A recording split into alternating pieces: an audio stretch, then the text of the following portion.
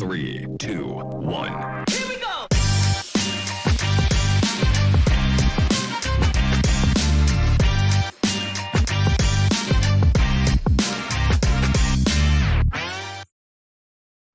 This is nice and cozy.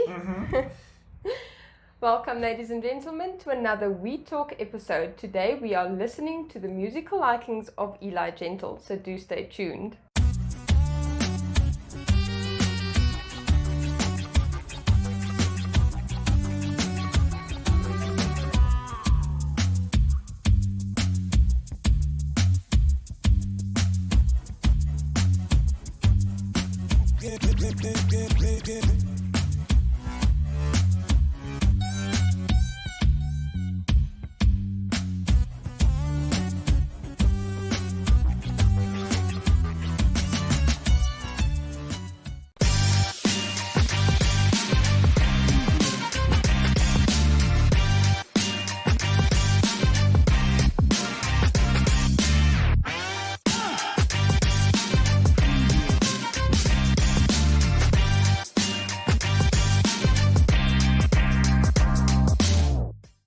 Heading over to our website for some news.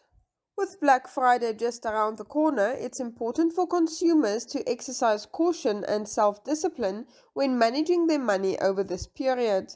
Lack of financial discipline around Black Friday can easily lead to financial woes, especially in these uncertain times.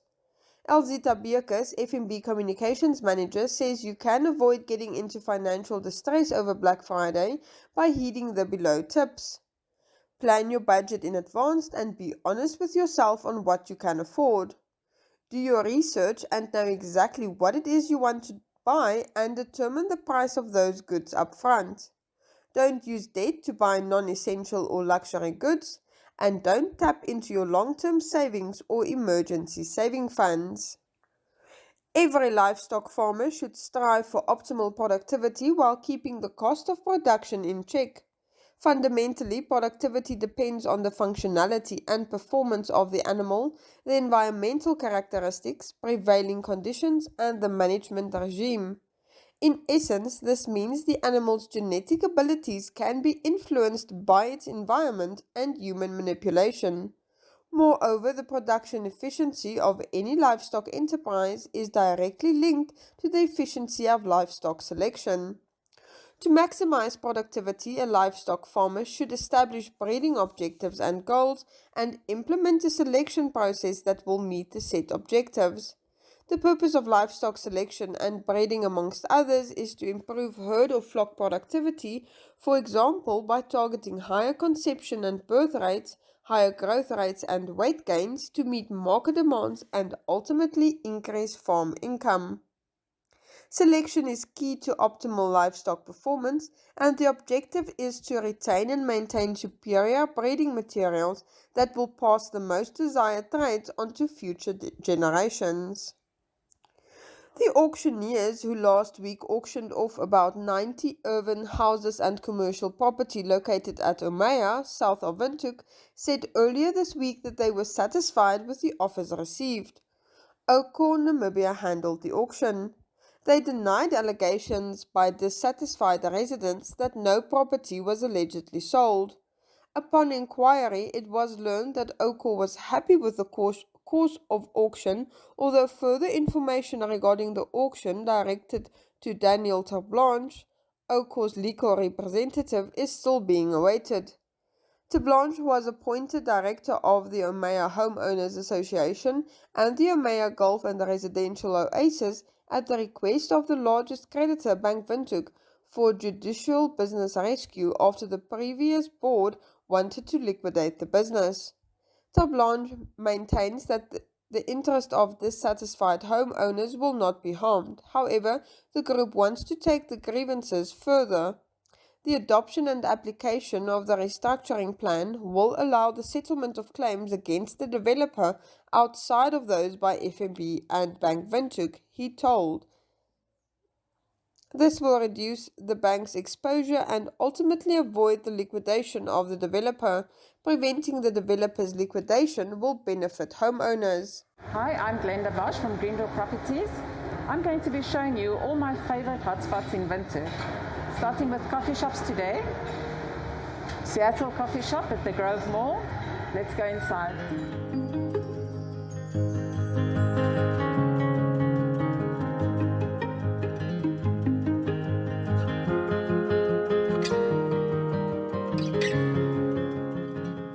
So why I like this coffee shop is they know my order. What am I ordering? Double shot, no fat cappuccino. Good. Thank you.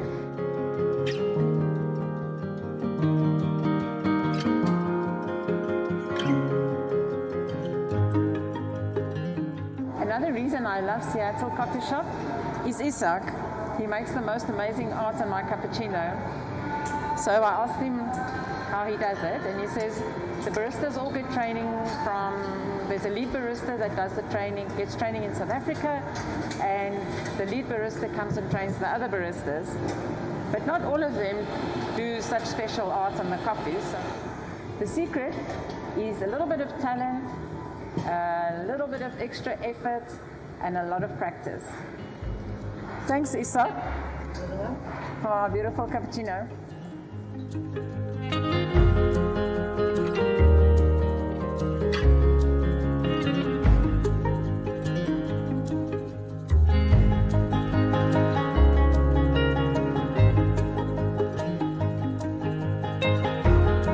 And if I really want to spoil myself, I'll have one of these, but not today.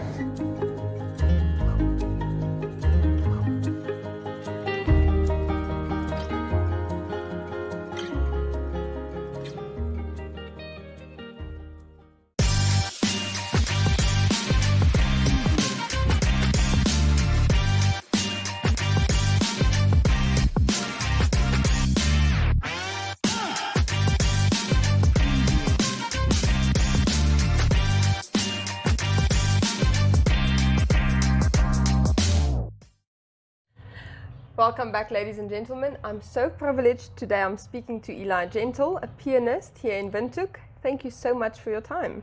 Thank you for having me. Quickly tell us, how did your music journey start?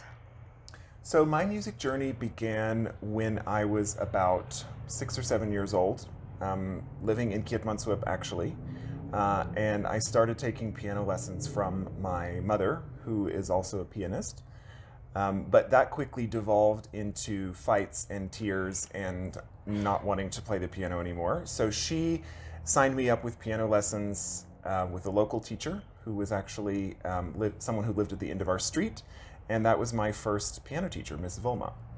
And then later that evolved into studying piano with the choir director at the local primary school.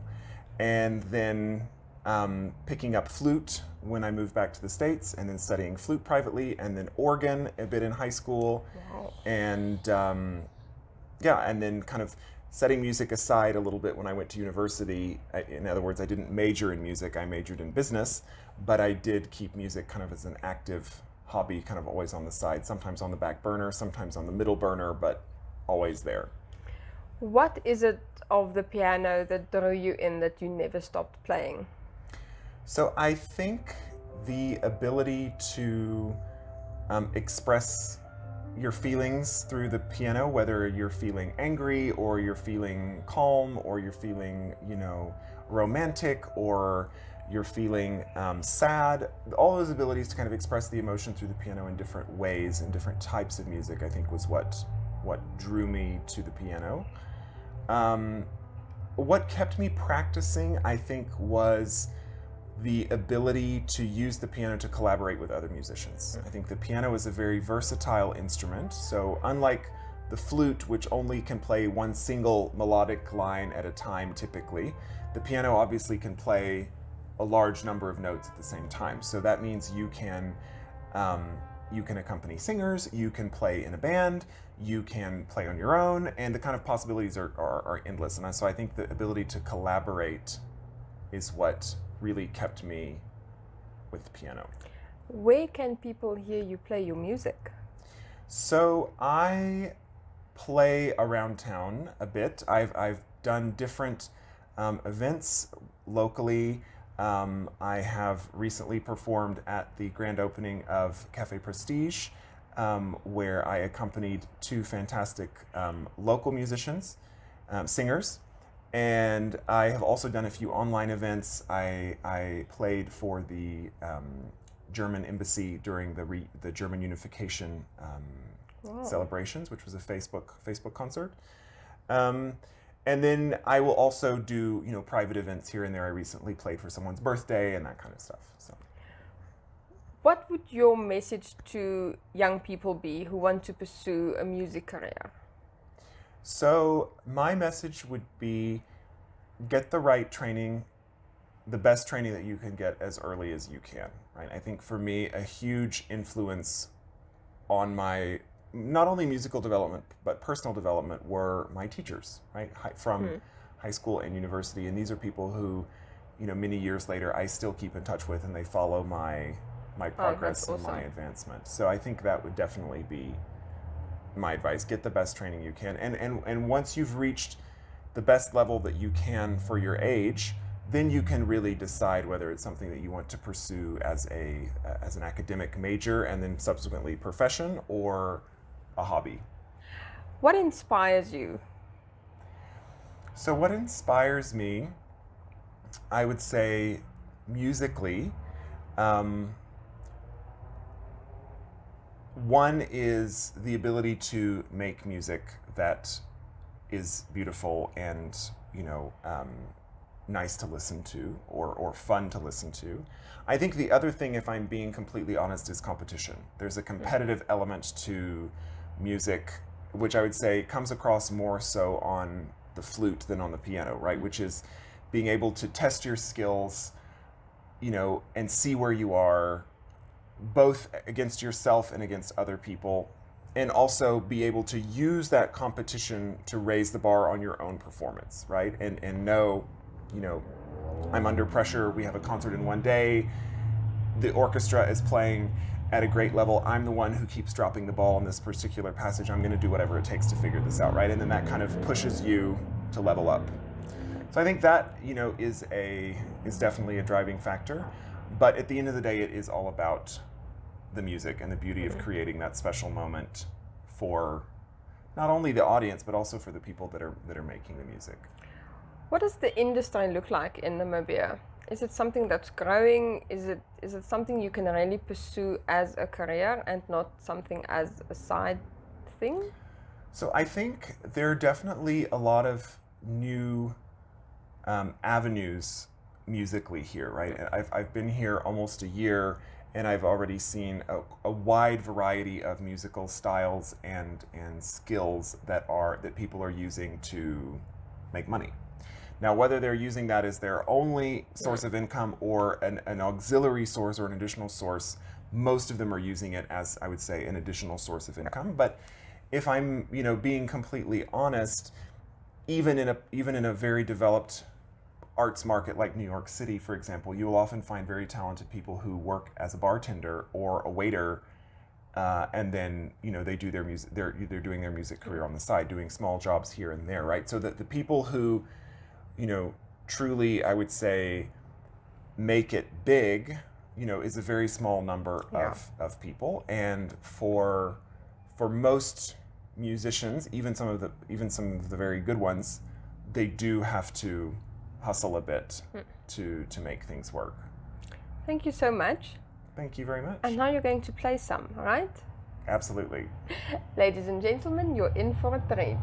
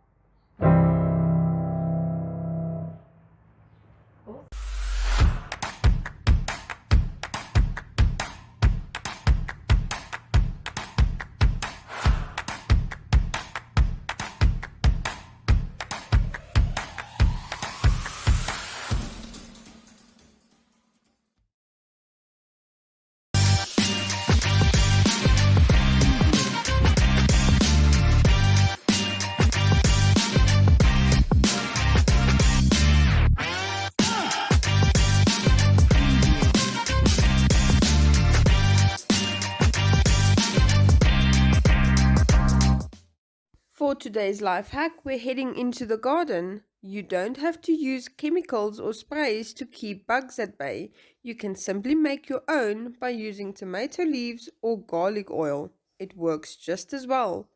And next up, we have Jeanette Diergaard for your Flex Minute. Enjoy!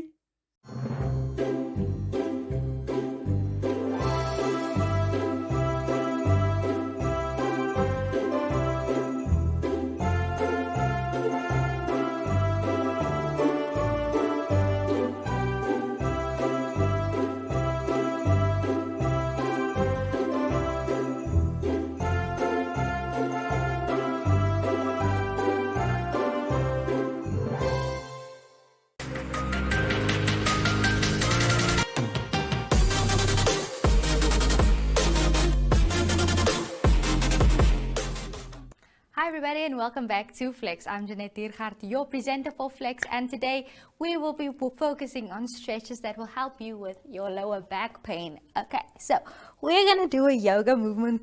It's such a long name. It's Supta Padangusthana. I don't even know if I'm saying it right, but basically you have your legs stretched out and you try and reach your hands or reach for your toes, both arms. So you'll ask me, okay, how does this work? Why will it help me with lower back pain? So your inner thighs and your hamstrings, if they're too tight, they can also lead to back problems. So you really want to stretch it out. But while you're doing this, try and keep your lower back pressed against the floor. So don't lift it up to reach your toe, but rather have it there.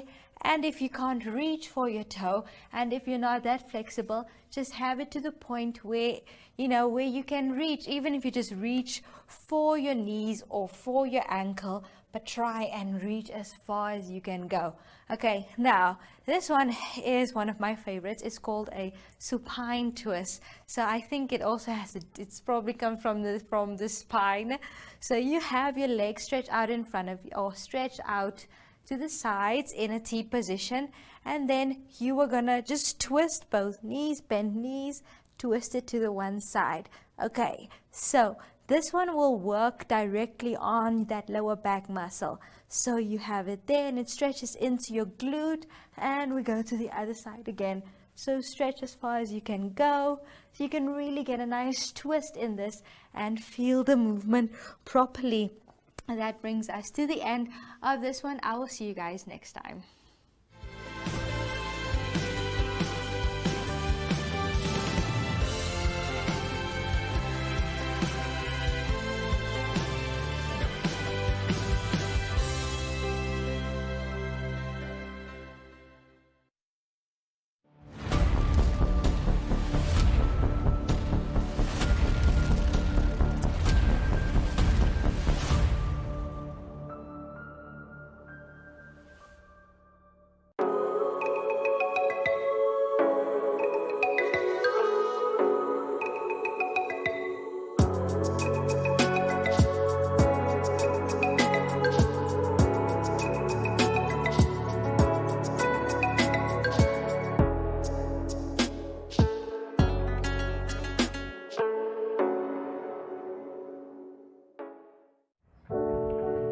Well, ladies and gentlemen, that is all that the two of us have for you for today. I hope to see you again tomorrow, same place, same time. Goodbye.